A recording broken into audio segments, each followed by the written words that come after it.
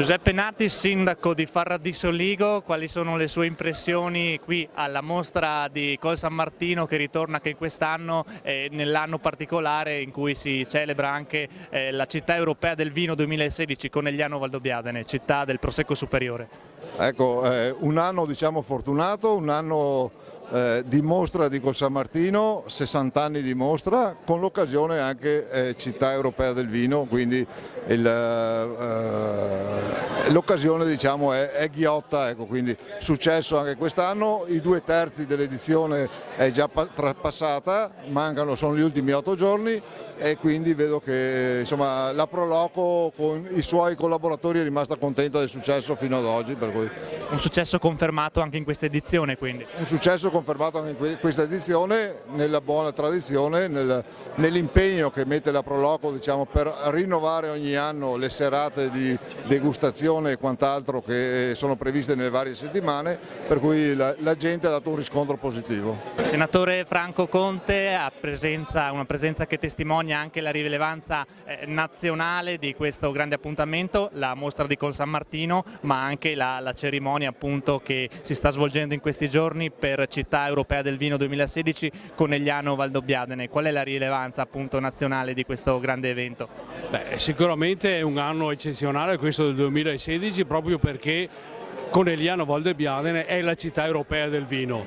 Al di là dell'aspetto del prodotto c'è tutto un indotto che gravita intorno al turismo che è sicuramente interessante per il nostro territorio.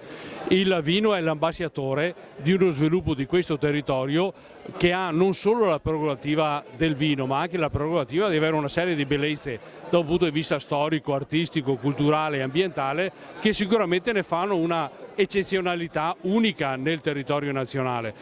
Carlo Bagliana, grande artista del territorio, che cosa significa per lei essere nominato ad ambasciatore di Conegliano Valdobbiadene, città europea del vino 2016?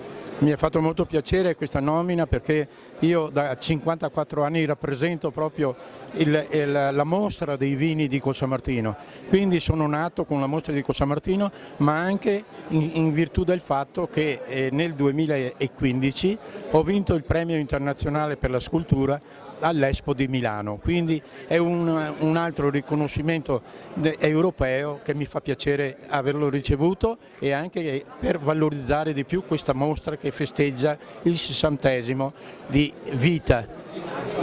Giovanni Carraro, grande appassionato e conoscitore del nostro territorio, della montagna, delle Prealpi Trevigiane, del quartiere del Piave, nonché collaboratore del nostro sito qdpnews.it. Che cosa significa per lei essere nominato oggi ambasciatore di Conegliano Valdobbiadene, città europea del vino 2016?